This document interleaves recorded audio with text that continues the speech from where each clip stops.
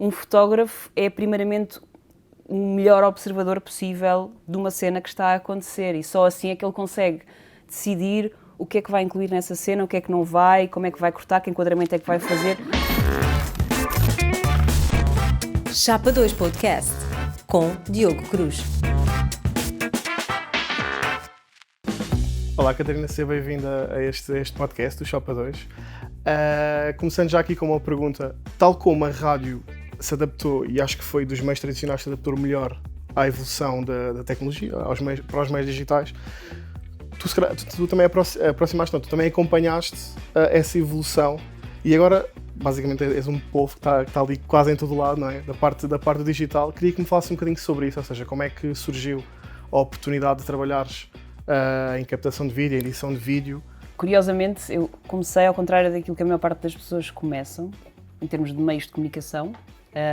Ao contrário no sentido, quando falamos em rádio e televisão, há muitas histórias de muita gente que hoje em dia faz televisão e até jornalistas e tudo, que começaram na rádio. Eu, por acaso, comecei ao contrário, eu comecei na televisão. Ok. Foi mesmo um percurso totalmente inverso. Aliás, não houve nada na minha vida, em termos profissionais, que tivesse sido propriamente planeado. A questão está aí. E o que eu acho que... Eu estou a começar pelo fim, ou seja, no sentido de demonstrar o porquê que eu fiz este percurso. O que eu acho que agrega tudo aquilo que eu tenho feito até agora é uma coisa só, que é comunicar.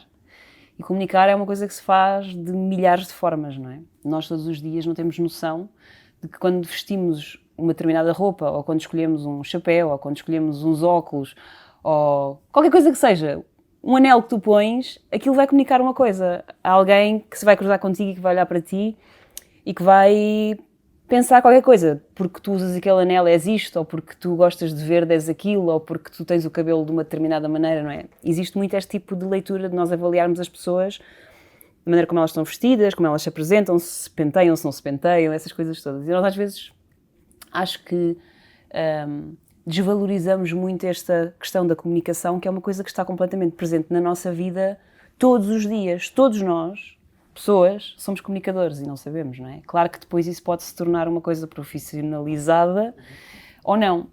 E pelos vistos eu já era alguém que o que eu gostava mesmo desde pequenina era falar. E pelos vistos pelos cotovelos do género. Eu chegava a um sítio, segundo a minha mãe diz, eu entrava para trás do balcão da mercearia e começava a falar com a senhora e não saía dali enquanto ninguém me tirasse, não é? Pronto. Portanto, eu já tinha um bocado esta coisa de necessidade e vontade de comunicar com os outros, neste caso verbalmente, não é? De conversar. Pronto. Claro que não tenho memória disto, é uma história que a minha mãe me conta. E depois, o que aconteceu foi que, enquanto criança, eu queria ser duas coisas, ou bailarina ou pintora de quadros, que eu especificava, não fosse alguém pensar que eu queria pintar paredes, não é? Era uma coisa importante de distinguir. E depois não foi nada disso que aconteceu, apesar de eu ter desenvolvido a minha arte nas artes, no sentido em que escolhi artes na escola, e tinha a ideia de ir para a faculdade e fazer design de moda. Era o meu grande objetivo. Foi o primeiro plano que eu fiz realmente já na escola e a pensar o que é que eu queria ser. Enquanto estava a estudar e já na faculdade, que eu consegui entrar para design de moda, para a Faculdade de Arquitetura, surgiu-me uma oportunidade, porque eu estava a fazer uns trabalhos de promoção, não é promoção, eu não sei como é que se chama, há pessoas que chamam hospedeira, há pessoas que chamam promotora. Basicamente eu trabalhava para marcas e estava em sítios onde as marcas eram os patrocinadores e eu oferecia ou cafés, ou chocolates. Sim, ou nos pontos de venda, não é? Exato, não os pontos de venda. Não? Imagina, eu geralmente era contratada para estar, por exemplo, trabalhar para a Bondi, estava no campeonato de surf, estava na tenda VIP do campeonato de surf. Ok.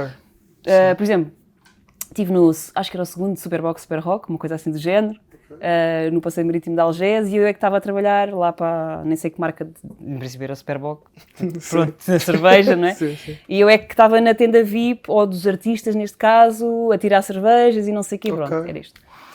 E surgiu a oportunidade de fazer um casting para a televisão, porque num desses campeonatos de surf que eu já mencionei, onde eu trabalhei, estava uma equipa do Portugal Radical, na altura, e que estavam à procura de miúdas para fazer um programa novo para a TV Cabo.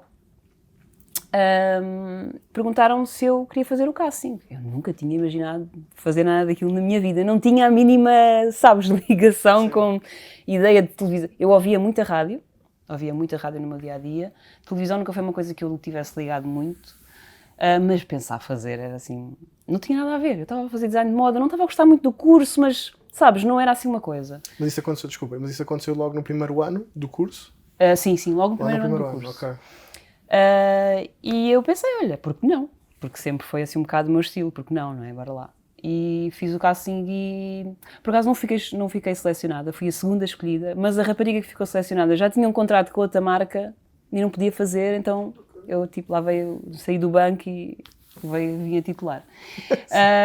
Então, foi assim que comecei, ou seja, basicamente comecei a fazer um programa para a TV Cabo, que era um programa que apresentava os destaques do dia de vários canais, havia sempre assim um resumo, era 5 minutos, mas aquilo estava sempre a rodar. Era hoje na Sport TV, pode ver a B na Fox, pode ver... Na altura acho que ainda nem havia Fox na TV Cabo, mas pronto, eram os destaques do dia de vários canais que existiam na Cabo, não é? E ali eu fui-me desenvolvendo de uma forma completamente por mim, a ver os outros a fazerem coisas, com obviamente muitas indicações do realizador da produtora na altura, que é uma pessoa com quem trabalho até hoje, depois já contei essa história. E fui crescendo e fui-me desenvolvendo sem saber a trabalhar a voz de uma maneira que mais tarde veio a despertar o interesse por alguém da rádio. Neste caso foi a Rita Seguro. Isso sempre de forma inconsciente? Sempre de forma inconsciente, porque eu fiz vários programas para essa produtora. Esse programa foi o primeiro, foi para a TV Cabo, depois fiz um programa que eles fizeram, em que teve várias, agora ia dizer seasons, já nem sei, tipo séries, temporadas, já nem sei dizer em português, que era o Dá-lhe Gás, que era um programa para crianças. Ok, isso não é nada estranho. Que era com o Jorge Gabriel e a Raquel Pratos. Nós éramos as apresentadoras que íamos com as equipas para a rua. Não havia... Era jogos, uma roda com um dado gigante. Exatamente, sim, então é sim, isso, estou-me a lembrar. E depois, por fim, o último programa que eu fiz nessa produtora foi o Templo dos Jogos, que também era assim uma cena tipo emblemática para quem gostava de videojogos, não é, na altura. E no Templo dos Jogos, especificamente, não só nesse programa da TV Cabo, mas como no Templo dos Jogos havia muita voz off, porque havia os momentos de em que eu aparecia a falar sobre as coisas, mas depois havia muitas reviews sobre os jogos, essas coisas todas. Okay. E acho que foi aí que a voz que eu tenho é uma voz que vem de família. A minha mãe tem uma voz muito parecida com a minha, cantou quando era nova e pronto, a qualidade da voz, diria. Eu penso que é uma coisa que já vem um bocado de família. Então eu já tinha isso, faltava-me o quê? Trabalhar a dicção e, sei lá, o ritmo, a cadência, essas coisas todas. Naturalmente fui fazendo isso e a certa altura fui então convidada pela Rita Seguro, que tinha sido apresentadora do Portugal Radical, então conhecia as pessoas da produtora, ouviu a minha voz e achou que era perfeito para a rádio onde ela trabalhava na altura, que era a Marginal, que na altura não era rádio jazz como é agora. E então perguntou-me o que é que eu achava de fazer um programa na rádio. E eu pensei assim, um programa na rádio, porquê? E depois, ok, está bem, porque não? Lá veio o porque não outra vez, não é? E foi assim, do género, um mês, fiquei a assistir a toda a gente a fazer emissões de rádio na rádio, um monte de gente que me deu dicas, coisas que eu me lembro até hoje, que tenho tipo referências, sei lá, há cenas tão giras do género, lembro-me de ir a caminho da rádio para ir ver a Rita Segura fazer emissão e na altura ela estava a tocar uma música de uma banda chamada Morshiba, que é Rome Wasn't Built in a Day, e ela dizia, pois lá se dizia que Roma em Pavia não se construíram num dia. Eu nunca mais me esqueci daquilo, eu pensei assim, grande dica, tenho que ter este tipo de dicas que é para apresentar as músicas de uma forma diferente. Na altura aquilo tipo soou-me assim. Ok. Então eu fui aprendendo tudo muito sozinha. Obviamente que não me consigo esquecer, porque para mim todas estas pessoas que fizeram parte da minha vida profissional, né, e que se cruzaram comigo, é um sozinho acompanhado, porque isso foi super importante. Lá está, há histórias que eu não consigo me esquecer, tipo esta, ou um rapaz que fazia rádio, fazia a emissão antes de mim, na altura, quando eu comecei mesmo, na Marginal, chegou a ter uma banda muito complexo, sim, que é o DJ Quan. Sim. Pronto, ele fazia a emissão exatamente antes de mim, na Marginal. Ok. E foi assim das pessoas com quem eu mais gostei de falar, que me deram assim as referências mais, para mim, mais cool de sempre. Eu adorava e adoro o Nuno Messi, tipo uma pessoa mesmo super, super fixe, super engraçada, não o vejo há muitos anos. E lembro-me muito bem de estar ali sentada a vê-lo a fazer emissão e ele tinha assim montes de cuidado a dizer-me, a dar-me dicas e a dizer-me como é que eu devia fazer ou a sugerir-me coisas, porque na altura aquilo também, a mesa ainda era assim uma mesa gigante, cheia de botões, hoje em dia é tudo digital, muito diferente, não é? Então tenho muita memória dessas coisas todas e sinto muito essas pessoas no meu percurso e aquilo que aprendi com elas. E então eu acho que isto é um bocadinho o princípio de tudo e um bocadinho de tudo o que me levou onde eu estou hoje, que é a minha curiosidade, a minha capacidade de comunicação obviamente existe, porque senão eu não tinha conseguido fazer nenhuma destas coisas, independentemente de ter ouvido ou sabido ou tido referências, mas acima de tudo eu acho que há uma coisa que nós temos que ter presente, que é muito importante, que é, se nós tivermos curiosidade, se nós tivermos capacidade de observação, nós, à partida, temos tudo o que precisamos para sermos bons comunicadores. Porque a curiosidade vai-nos fazer procurar encontrar as melhores formas de comunicar, não é? E de adaptar-nos àquilo que está a acontecer agora neste momento. E a observação é essencial para fazer qualquer coisa que seja. Foi uma das coisas que eu aprendi também quando, depois, mais tarde, fiz um curso de fotografia, em que eu percebi que o mais importante, pelo menos para mim, isto é, obviamente eu não sou dona da verdade, mas na minha consciência o que existe é um fotógrafo é primeiramente o melhor observador possível de uma cena que está a acontecer e só assim é que ele consegue decidir o que é que vai incluir nessa cena, o que é que não vai, como é que vai cortar, que enquadramento é que vai fazer, porque essa observação é importante. Se tu não fores bom observador, à partida vai haver um detalhe que te vai escapar e que pode estragar a fotografia ou não, ou até pode ser um acidente e ser precisamente o contrário e fazer-te a fotografia incrível. Não é? Para ti o que é que pesa mais? Achas que é essa parte da sensibilidade, essa parte do pensar antes de fotografar ou a parte técnica? Eu acho que é sem dúvida o pensar antes de Se pesasses numa balança, dizias mais ou menos, ou seja... Não tenho dúvidas nenhumas, é tipo a minha balança ficava completamente desequilibrada. Ok. E hoje em dia acho que tudo aquilo que existe em termos de dispositivos que permitem captar imagens provam isso. Porque tu com uma câmara de má qualidade, para algumas pessoas que é um telefone, não é? Um smartphone, qualquer um que seja, independentemente da marca, tu se fores bom a fazer esse trabalho de observação e escolha daquilo que tu queres passar às pessoas, não é? Não é o dispositivo que te vai limitar de maneira nenhuma. O último videoclipe que eu fiz foi um videoclipe todo feito com telemóvel. Editei-o agora há pouco tempo e ainda não terminei os ajustes todos em termos de pós-produção. Houve muita coisa que ficou com muito pouca qualidade. Não é muito pouca qualidade, mas tem muito grão. Porquê? Porque havia muito pouca luz.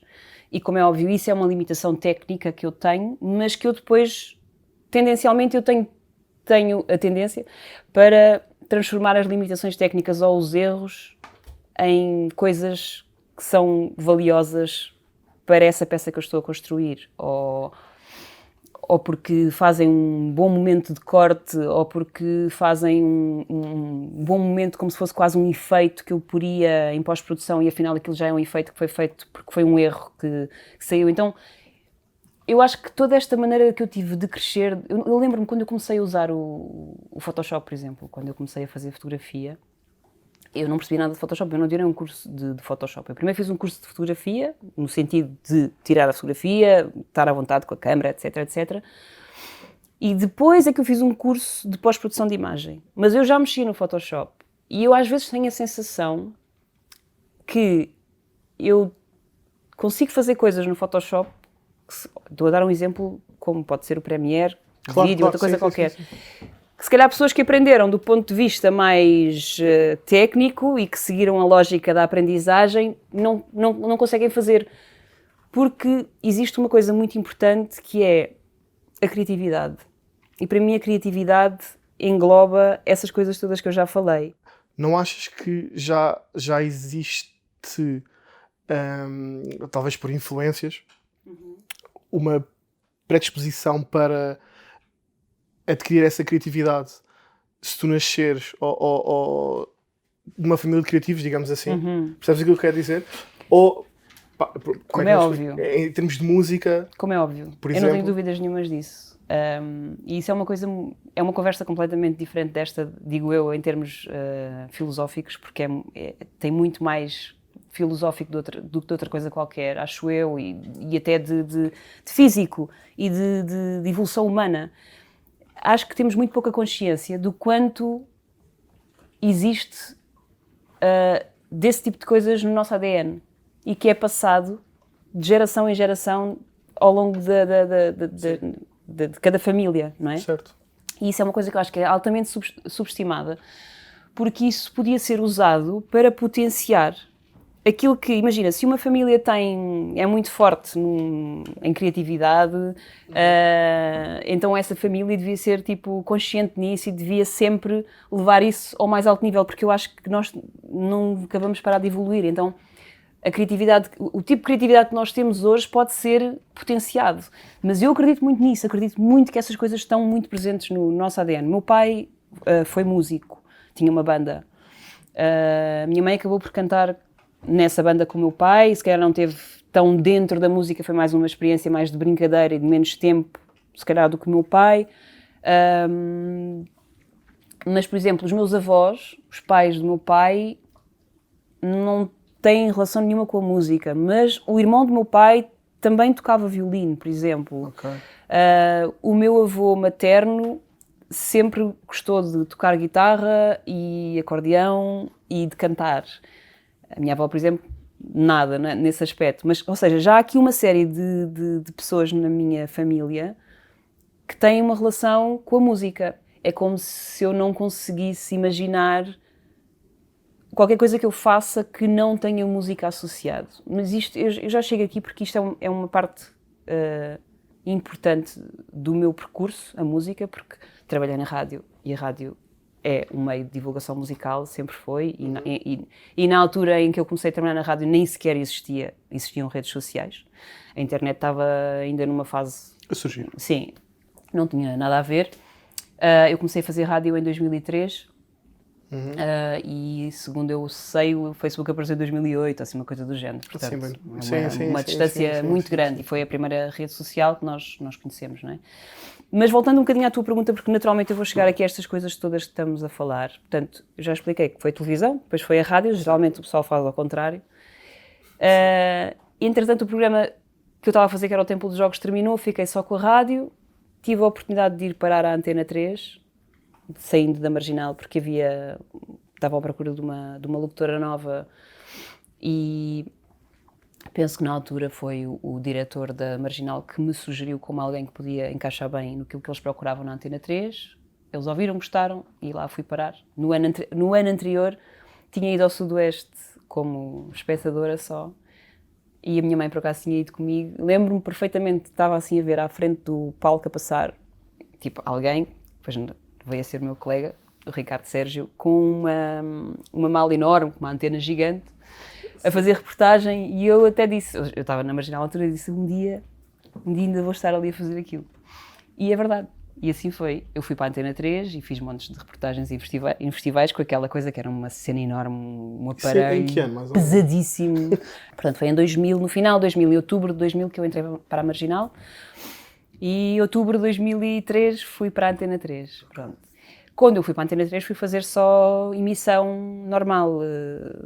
Quando eu digo emissão normal, não era um programa de autor, era continuidade, fazia fins de semana das 10 à 1, sábados e domingos. Depois passei para a semana, andei sempre aí mais ou menos pelos mesmos horários.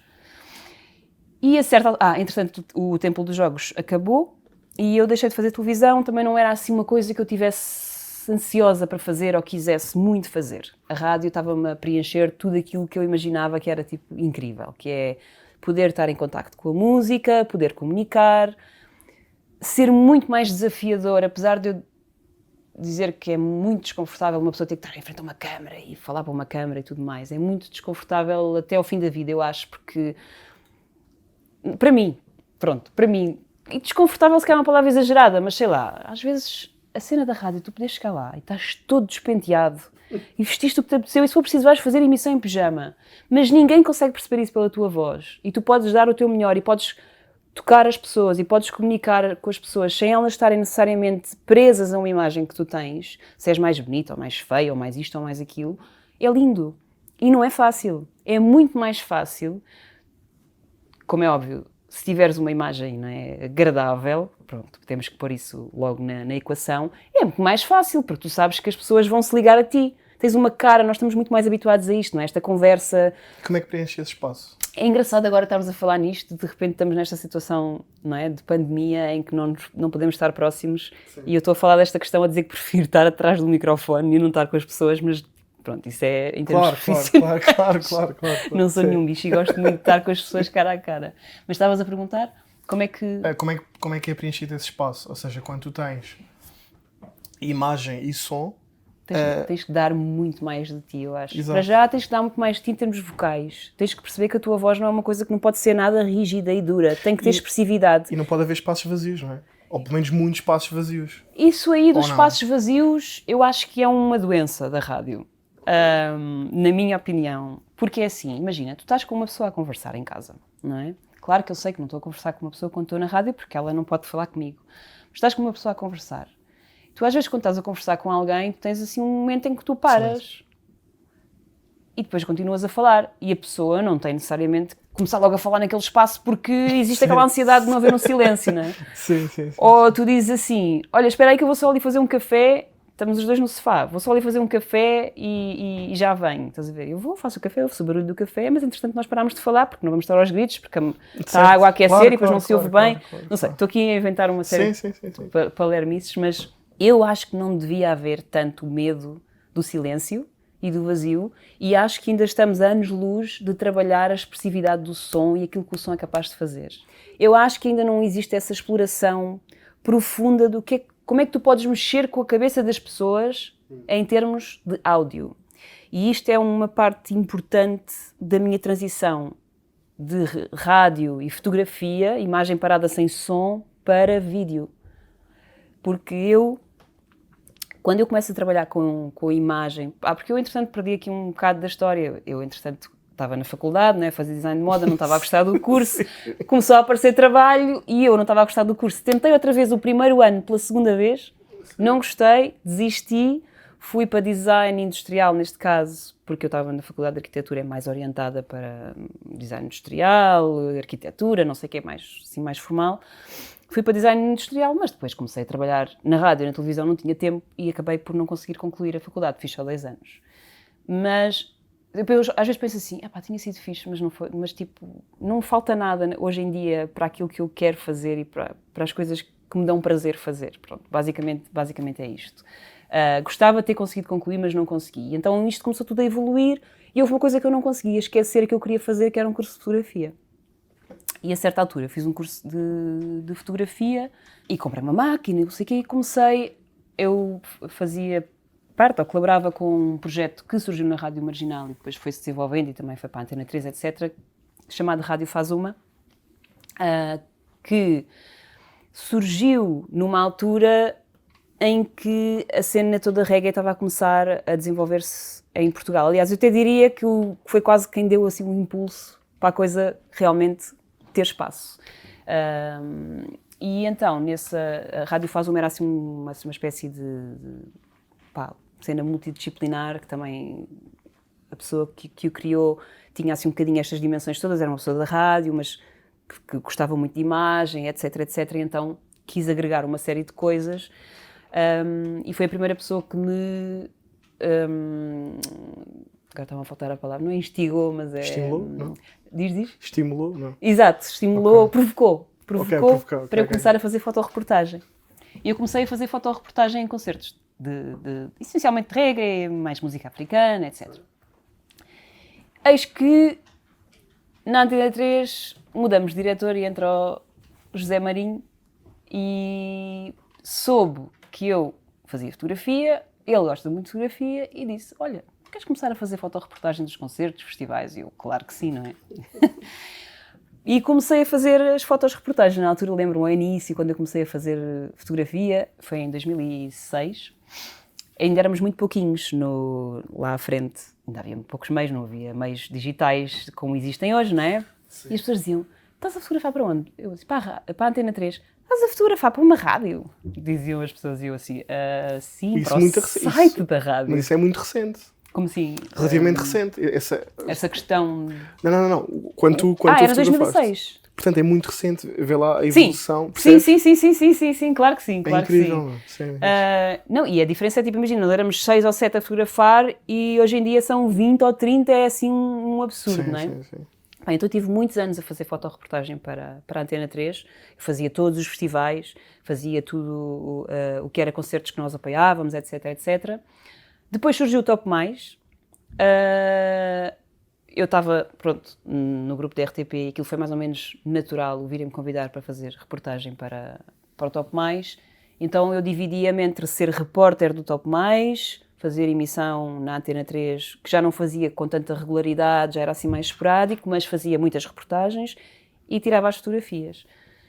Pá, e com isto tudo e esta experiência toda que eu fui ganhando, é como se eu tivesse andado a mexer em vários materiais e percebesse como é que eu agora consigo fazer uma escultura que tem barro e que tem plástico e que tem plantas naturais secas e que tem bocados de ferro e, sabes, e consegui construir uma coisa que é única, mas que é feita de materiais diferentes.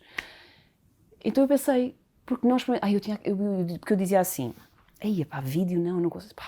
Às vezes é difícil fazer uma imagem boa parada. Imagina o que é tipo ter que fazer movimentos de câmara e cenas. Isto é muito estranho, tipo, vai ficar mal, de certeza. Só que depois houve uma vez, já não sei como, também para a Antena 3, eu experimentei a fazer uma coisa qualquer. Fui fazer uma reportagem com Virgem Suta e quis fazer a reportagem em vídeo. E a primeira vez que eu fiz uma coisa em vídeo, eu pensei assim, eu estava a dormir. No vídeo, eu posso ter imagem, música, voz, eu posso ter as dimensões todas que eu quiser, só não posso é ter, tipo, cenas para mexer, não é? Sim. E isto é incrível, isto é para fazer milhares de coisas, eu daqui posso ir para onde eu quiser, e eu não tenho necessariamente que fazer movimentos de câmara, se eu não souber fazer, eu posso fazer planos e fazer cortes. Comecei e foi até hoje, não é? Pronto, nunca mais parei. Eu, pelo meio, tive uma experiência de muitos anos a trabalhar precisamente com a mesma pessoa que tinha criado a Rádio Faz Uma, que depois desenvolveu um projeto, um universo musical chamado Batida. E a primeira coisa que nós sempre trabalhámos juntos, porque já vínhamos a trabalhar juntos da rádio, a primeira coisa que ele me convidou para fazer foi o vídeo para os espetáculos de Batida. E aquilo que ele me pediu foi para não só fazer o vídeo, a pré-produção, como tocá-lo ao vivo, ou seja, eu passei a ser uma VJ. Daí evoluí para dançar com os bailarinos, para fazer back vocals, para tocar algumas percussões e foram uns quantos anos assim, eu diria que entre 2015 e 2018 eu tive esses 3 anos a sério, porque tivemos mesmo muitos concertos, a Batida tocava essencialmente fora de Portugal, havia muitos concertos fora e tínhamos assim imensos concertos por ano, era quase todos os fins de semana. Lá fora há muitos festivais que são fora do verão e acontecem no outono, etc. Então havia sempre muitas coisas a acontecer. Nunca deixei o vídeo, não é, de parte. Houve uma altura em que estava muito focada só em ser parte integrante deste projeto, não é? E então, no meu caso, eu vejo como, em termos de comunicação, eu sinto que a minha maior valia é o facto de eu ter experimentado uma série de ferramentas diferentes e disso depois poder ser usado em termos de vídeo, e eu nem sequer estou a fazer vídeo dessa forma que eu digo que ainda alguém podia vir a fazer, não é? Que vem a ser muito complementar. Obviamente que no meio disto tudo, se eu sou esta pessoa que foi sempre evoluindo de umas coisas para as outras e aproveitando o melhor de cada coisa, imagina, começam a aparecer as redes sociais e o digital e isto tudo, era impossível para mim eu não fazer parte dessa evolução. Também, claro que sim. Não me fazia sentido nenhum não agarrar isso da melhor maneira. Tanto que chegou uma altura em que eu, estando na Antena 3, nós não tendo ainda uma equipa muito desenvolvida em termos de digital, não me fazia sentido outra coisa senão, como eu já fazia fotografia e vídeo, dedicar-me a essa parte. E eu escolhi mesmo sair do ar, da antena, para ficar só dedicada ao online. E durante os meus últimos anos na Antena 3 até sair, eu estive exclusivamente dedicada a fazer o Facebook, neste caso, o Instagram, quando eu saí, também estava há muito pouco tempo a existir. Mas pronto, foi muito natural para mim entrar nessa, sabes, nessa evolução que eu acho que foi menos natural do que devia ter sido, e eu acho que ainda mesmo assim ainda estamos assim um bocadinho atrasados em montes de coisas, mas para mim foi muito natural agarrar isso e aplicar tudo aquilo que eu sabia à nova forma de comunicar. Claro que isso está, hoje em dia, está cada vez mais rápido, não é? Porque tu cada vez mais, é como se tu de mês para mês precisasses de adaptar a tua maneira de comunicar nas redes sociais, porque as coisas mudam Sempre. a uma velocidade absurda. Enquanto eu pude fazer uma transição muito lenta da televisão para a rádio, para a fotografia, depois começar a juntar e de repente cheguei ao vídeo, agora não. Eu, se for preciso, estou a fazer uma coisa, um tipo de vídeo hoje que vai funcionar, daqui a um mês as pessoas já querem uma coisa completamente diferente, porque está tudo muito rápido.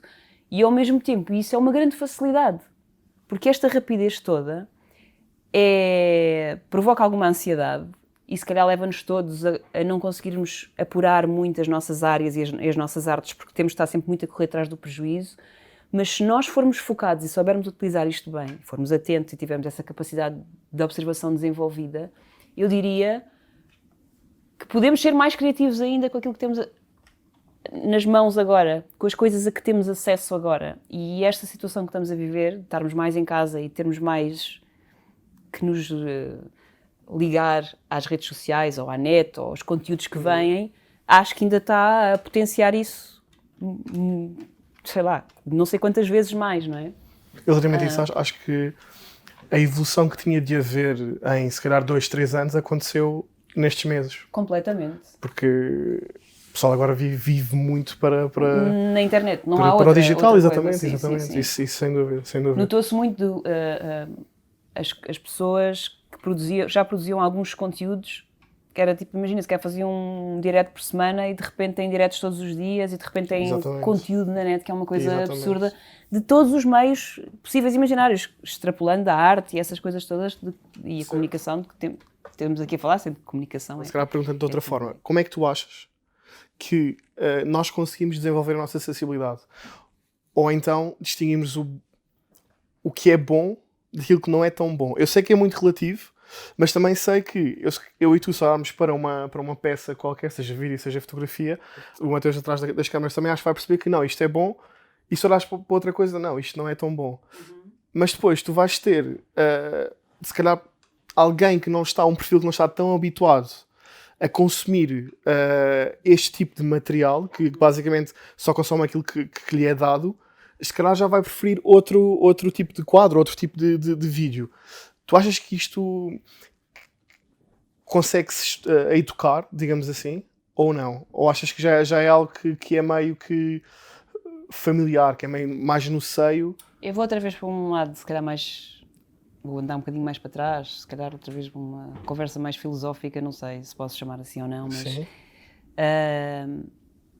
Nós todos temos a capacidade de interpretar as coisas de forma diferente, não é? Nós temos, a reação que temos a cada coisa é muito nossa, tem que ver com o nosso contexto, com aquilo que nós vivemos, com aquilo que nós vimos, com aquilo que nós sabemos, com aquilo que nós gostamos, que é uma coisa que está limitada à nossa vivência também, não é? Há coisas que são completamente ligadas umas com as outras. Existe uma forma de fazer bem, harmoniosa. Para mim, harmonia é tipo das palavras mais importantes, que menos se usam, Okay. e que eu acho que fazem mais sentido, porque são a melhor cola para um trabalho artístico, sendo que é altamente subjetivo o que é harmonia, porque um pintor pode achar que tem um quadro altamente harmonioso e eu acho que aquilo só me passa stress. E isso acontece, por exemplo, certas obras, certas coisas, por exemplo, uma música, podes ouvi-la e pode provocar ansiedade, Verdade. não é? E o contrário. E pode-te adormecer, pronto. Sim. E podia não ser essa a intenção do artista, Sim, então... sim. Mas isso também é o que é bom, não é? Na arte. Claro que sim, Isso mas é... eu tive uma discussão e se calhar isto pode ser engraçado, não sei, para te responder à tua pergunta. Não tive eu, mas a turma toda com o meu professor de fotografia, em que eu dizia, na altura que eu estava a fazer o curso, que aquilo que ele perguntava se o que nós fotografávamos era a realidade ou não. E eu dizia, claro que eu fotografo a realidade, então eu chego aqui, fotografo esta mesa, tem estas plantas, tem estas coisas, isto é a realidade. E ele disse-me que não, e tipo, estragou-me todo o meu imaginário de realidade. Foi, não, tu a partir do momento em que decides se aquele vaso entra ou não na fotografia, ou se vais pôr o arranhador dos gatos, tu já estás a dar informação distinta às pessoas. Tu não estás a mostrar a realidade, porque a realidade é um todo que as pessoas tinham que viver. Tu estás a escolher uma imagem, estamos a falar de fotografia especificamente, estás a fazer uma escolha, então estás a mostrar às pessoas que nessa casa existe gatos. Enquanto se tu tivesses escolhido não mostrar o arranhador, tu não ias mostrar às pessoas que nessa casa existe gatos. E aquilo depois fez-me bem sentido. Portanto, um fotógrafo nunca mostra a realidade, mesmo que seja um fotoreportagem, fotógrafo. Não, mostra aquilo que ele achou que devia ser mostrado. Eu, quando estava a fazer fotografias nos concertos, não é? Nos festivais e tudo, eu estava no palco. O cantor podia estar a partir, mas tinha uns ténis incríveis. Eu, se calhar, estava-lhe a fazer naquele momento uma fotografia aos ténis, porque achei giro aquele enquadramento com a luz e os cabos, tipo, a passarem embaixo dos pés, não sei. E se calhar ele estava com a melhor expressividade naquele momento, em termos de cara, e eu perdi aquilo porque estava a tentar outros detalhes que naquele momento me despertaram a atenção. Então, na verdade, nós somos todos, quem comunica e quem faz arte, achas que existe somos todos uns grandes manipuladores. Sim. Sim. Sendo que depois a interpretação, por muito manipulador que tu sejas, a interpretação pode sempre sair ao contrário. Sim, e acho que isso é que é o... A pessoa que depois vais ter a ver a tua obra é tipo o oposto de ti, ou pensa de uma maneira completamente diferente, ou é daltónica, e afinal, tipo, o verde é castanho e já não lhe faz sentido nenhum aquilo ser um gato, porque nunca vi um gato castanho, não sei. Há tantas... Sim, eu estou a perceber. Não é? Há tantas camadas... E sabes que eu, relativamente a mim, eu até gosto que existe alguém, uma determinada pessoa, ou determinado perfil, que não gosta daquilo que eu faço. Porque isso quer dizer alguma coisa, percebes? Não é tipo, não é do género, é indiferente. Sim, não, ser indiferente é péssimo. Exato, na vida. Sim. É muito melhor amar ou odiar. Exatamente. A indiferença acho que é o pior sentimento possível que existe em relação a seja lá o que for. Sem dúvida. Catarina, obrigado por nos receberes aqui em tua casa. Está bem, vamos já terminar que já está a ficar. É verdade, escuro. Obrigado. Nada, obrigada eu por teres vindo aqui.